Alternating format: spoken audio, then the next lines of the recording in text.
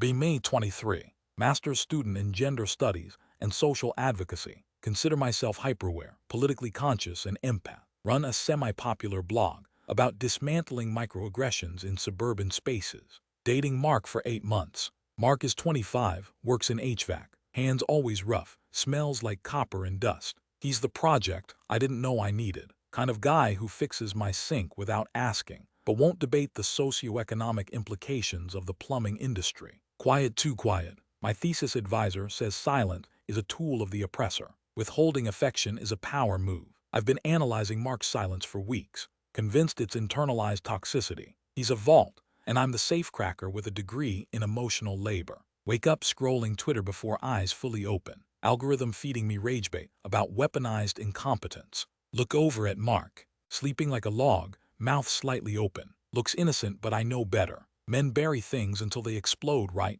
That's the narrative. I poke him awake. Morning, he grunts, reaching for me. I pull back slightly. You were grinding your teeth again, I say, concern feigned but practiced. Stress dream. He rubs his face. Nah, just tired. Install today is gonna be a beast. Attic work. You never talk about your dreams, Mark. It's not healthy to repress the subconscious. He blinks, already grabbing his work boots. Babe, I dream about falling off ladders. It's not that deep.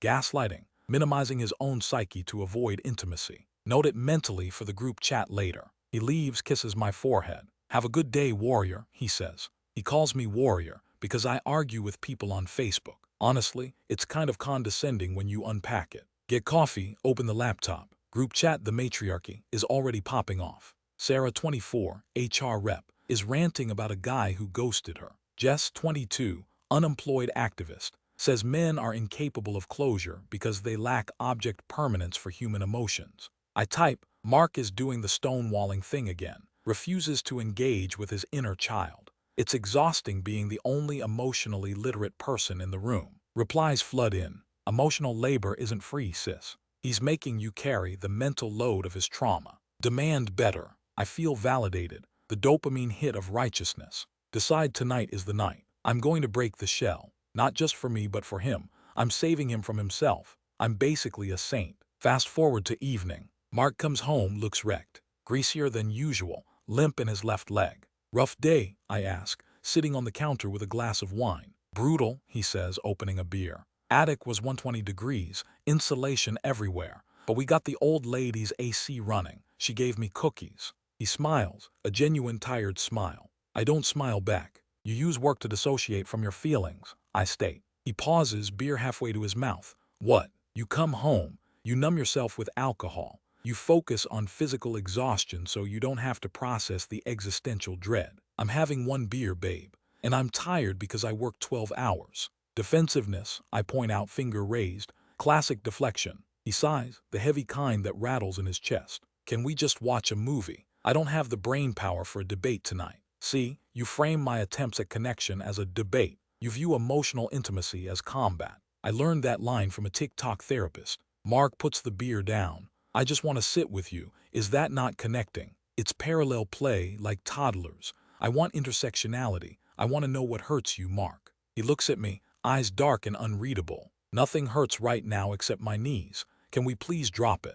I drop it for now, but I'm seething. I sit next to him on the couch, scrolling my phone while he watches some action movie. I text the group. He's literally choosing violence movie over vulnerability. It's pathological. Jess replies, he's scared of your power. Sarah replies, men would rather die than go to therapy. I look at him. He's zoning out, watching cars explode. I decide to try a different angle. Babe, I say, voice soft, the caring girlfriend octave. Yeah, my dad called today. He was crying. Lie, my dad hasn't cried since the 90s. Mark turns immediately, full attention. Is he okay? What happened? He's just overwhelmed by the state of the world. He feels useless. Mark frowns, leans in. Does he need help? I can drive up there this weekend. Fix that deck he was talking about. No, Mark, he doesn't need a carpenter. He needs to be heard like you. The trap is set. I worry you're going to end up like him, I whisper, bottling it up until you have a stroke. Mark looks down at his hands. I'm fine, he mutters.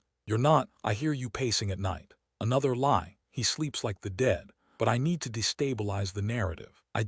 I worry about money sometimes, he admits, voice quiet. Got him a crack in the armor. Valid, I say. Capitalism forces men into the provider role. It's toxic, tell me more. He hesitates, looking at me like he's checking for a trap. It's not just money, I feel like I'm falling behind. My friends are buying houses. I'm still crawling in crawl spaces. Class anxiety, I nod. Go on. And I don't know. Sometimes I feel like you think I'm stupid. I freeze. What? You use all these big words. You quote books I haven't read. You talk down to me about my own life. I'm educating you, I snap. I'm trying to give you the vocabulary to liberate yourself. It doesn't feel like liberation, he says. It feels like a lecture. He stands up. I'm going to shower. I sit there stunned. The audacity. He turned my emotional outreach into an attack on my intellect. I opened the group chat immediately. You guys won't believe this. I tried to create a safe space and he accused me of classism. He called me condescending for trying to help him. The girls go feral. Gaslighting 101. He's intimidated by an educated woman. He wants a bang maid, not a partner. Dump him. I don't want to dump him. I want to win. I want the breakdown. The moment he admits I'm right and he's broken. A few days pass. Tension in the apartment is thick. We're polite but cold. Then fate hands me a gift. Mark gets a call. His childhood friend Dave got into a bad motorcycle wreck. I see you, critical condition. Mark hangs up, face pale as a sheet. He doesn't say a word, just grabs his keys. I'm coming with you, I say. No, he says, I need to go alone. Mark, don't shut me out, this is trauma. You need support. I need to go see if Dave is alive, he says, voice shaking. He leaves. I'm left alone in the apartment. This is it, the catalyst. I wait up for him. He comes back at 3 a.m. Looks like he's been dragged through hell. Eyes red, shirt rumpled. He didn't make it, Mark whispers, standing in the door. I feel a pang of genuine sadness, sure, but mostly, I feel the adrenaline of the moment. This is the scene where the hero collapses, and the heroine catches him. I walk over, wrap my arms around him. He's stiff as a board. I'm so sorry, I coo. Let it go, baby, it's okay to cry. He pulls away gently. I just need to sleep. No, I say, blocking the bedroom door. Don't do that. Don't go in there and stare at the ceiling. Talk to me. There's nothing to say. There is, you're grieving. You're in shock. If you don't process this, it turns into trauma stored in the body. Please move, he says, voice cracking. I'm doing this because I love you, I say, holding my ground. Scream, cry, hit a pillow, show me your human mark. Something snaps in his face. It's not the beautiful, cinematic crumbling I expected. His face twists into something ugly, raw and terrified. He slides down the wall, hands gripping his hair, and he starts to wail. Not a stoic single tear, a guttural animal noise. Snot running down his nose. He's hyperventilating. He starts rambling, words spilling out like vomit. It should have been me. I told him to buy that bike. I killed him. I'm a loser. I fix air conditioners and my friends die and I have nothing. I hate my life. I hate waking up. I wish the ladder would slip.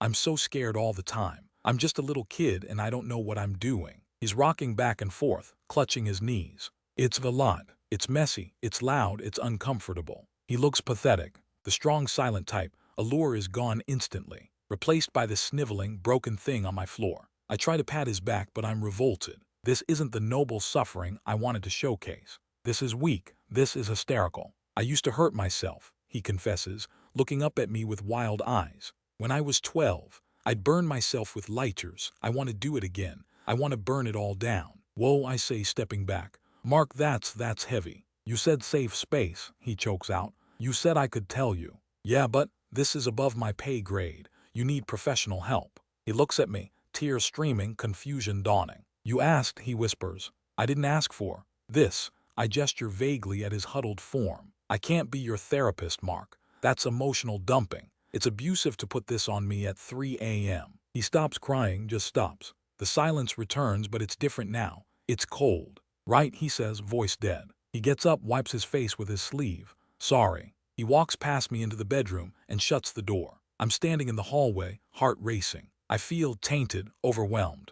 I need to process this. I need the counsel. I go to the bathroom, lock the door. Open the group chat. Emergency, it happened, he cracked. The girls are awake. Vampires. Spill, did he cry? I type furiously. It was horrifying. He literally had a meltdown on the floor. Started talking about self-harm and how he hates his life, blaming himself for his friend's death. It was so toxic. He tried to make me responsible for his suicidal ideation. I feel so unsafe right now. Responses come in hot. OMG, run. That is manipulation. He's weaponizing his grief to trap you. Men will use vulnerability to hold you hostage. Do not let him drag you down. You are a queen, not a rehab center. I feel better, they're right. He trauma dumped on me. I'm the victim here. I screenshot the convo for posterity and receipts. Then I get an idea. This is a teachable moment for the timeline. I open Twitter, X, whatever. Start a thread. Why we need to talk about trauma dumping as a form of patriarchal control.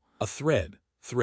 1:15 tonight my partner finally opened up after months of me begging. But instead of healthy communication, I got violence. Not physical, but emotional. 2:15, he unloaded years of unprocessed self-hatred onto me without consent. He expected me to fix him. 3:15 ladies, if he waits until a crisis to talk, it's not vulnerability, it's an ambush. I don't name him, but I use specific details. The bike crash, the job, the warrior nickname. I hit post. Within an hour, it has 200 retweets. People are quoting it. This, so much this. Men need to pay for therapy and stop using their girlfriends. I feel powerful. I turned a messy, gross night into discourse. I go to sleep on the couch. Can't be near his negative energy. Next morning, apartment is quiet. I walk into the kitchen. Mark is sitting at the table, packed bag next to him. Phone in his hand. My phone. I left it on the counter to charge. He's looking at the screen. The group chat is open. The Twitter thread is open. He looks up. His eyes are dry, rimmed with red but steady. Emotional dumping, he reads aloud. Mark, you shouldn't be snooping. That's an invasion of privacy. You told 5,000 strangers about Dave, he says, voice incredibly calm. I didn't use your name. It's anonymized data for educational purposes. You told your friends I was pathetic. You called me a man-child having a tantrum. He scrolls. Jess says I'm a homosexual looking for a mommy. Sarah says I should be institutionalized. They're just protective of me. You scared me last night, Mark. I scared you, he laughs. It's a dry, rattling sound. You spent months prying me open with a crowbar. You begged me to bleed. You told me it was safe. I did, but there are boundaries. No, he says, standing up. There are scripts. You wanted a movie scene. You wanted a single tear and a hug so you could feel like a savior. You didn't want me. You wanted content. He picks up his bag. Where are you going? I demand, panic setting in. You're running away, typical. I'm going to my mom's, then I'm going to Dave's funeral, alone. If you walk out that door, we are done, I bluff. We were done the minute you tweeted about my dead best friend for clout, he says. He walks to the door. You're toxic, I scream after him. You're refusing to do the work. He pauses, hand on the knob. You know, he says, not looking back. I actually thought you cared. That's the funniest part. I thought you were just intense. Turns out you're just mean. Door clicks shut. Silence. Real silence. Not the kind he used to have. This one feels heavy, oppressive. I stand there shaking. I grab my phone off the table. Delete the thread. No, that admits guilt. I double down. Update, he left. The trash took itself out. Narcissistic discard in action. The likes rolling. You're free, sis. So proud of you. He didn't deserve you. I sit on the floor where he cried last night. Order a latte on Uber Eats. Try to feel the victory. Try to feel the empowerment. But my chest feels hollow. I scroll through his texts. Old ones. Good luck on your exam, babe. Made you soup since you're sick.